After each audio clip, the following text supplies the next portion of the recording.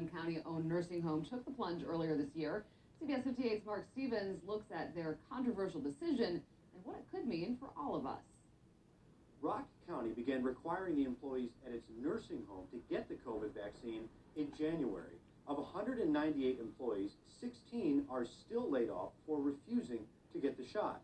And as mass vaccination sites like this one go away, vaccine mandates at jobs could be on the horizon. I'm deathly scared, I'm just very, very scared.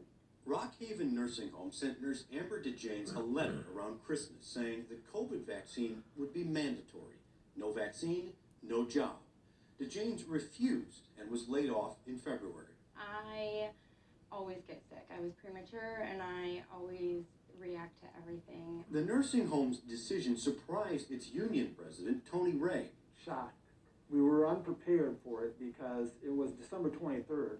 It was 2 days before Christmas, and most of the upper management's on vacation during that time. He says the mandate left employees with no answers and very few options. You're put in a predicament where you have to choose your job, your livelihood, or is this vaccine really safe?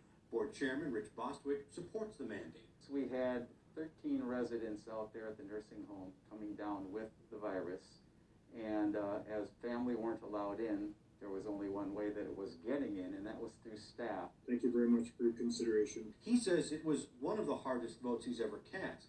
The board eventually compromised, keeping the mandate, but allowing waivers for religious, medical, or pregnancy reasons. The fact that we've had no cases since then with the residents, I think that speaks volumes. The nursing home has every right to mandate the shots for its employees, and employers across Wisconsin can do the same. As long as they are granting an accommodation for someone who can't get the vaccine because of a religious reason or because of a bona fide medical reason.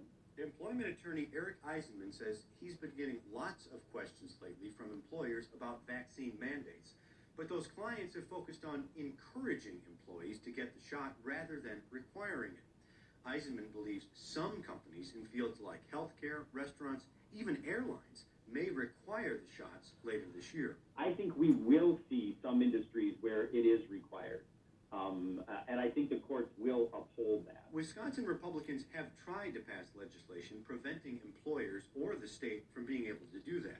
What's not appropriate is basically for a private business or a government to demand a health record from someone. But Governor Tony Evers vetoed those measures, and the U.S. Supreme Court upheld the state's ability to enforce vaccine mandates in a 1905 case about a smallpox vaccine. The people who were resisting, who didn't want vaccines, were afraid of it, and weren't sure it was safe. And the court upheld that the good of the many outweighs, in this case, the individual's ability to refuse the vaccine. Marquette law professor Ed Falone says that case is a landmark one in public health law. But he says the current Supreme Court may not rely on that 1905 precedent if it were challenged. I think the court would not be quite as deferential to the government today in 2021 as the court was in 1905. That's little comfort to DeJanes. She's hoping the mandate will be overturned so she can go back to work at a job she loves. When I got my job at Rock County, that was my career. That was my, where I wanted to retire from. State law says Wisconsin can only mandate the COVID shot through a public health emergency. But the Wisconsin Supreme Court struck down Governor Evers' health emergencies, saying he couldn't repeat them for COVID. In Milwaukee, Mark Stevens, CBS 58 News. All right, Chief Meteorologist Drew Burgoyne is here with a full check of that ready weather.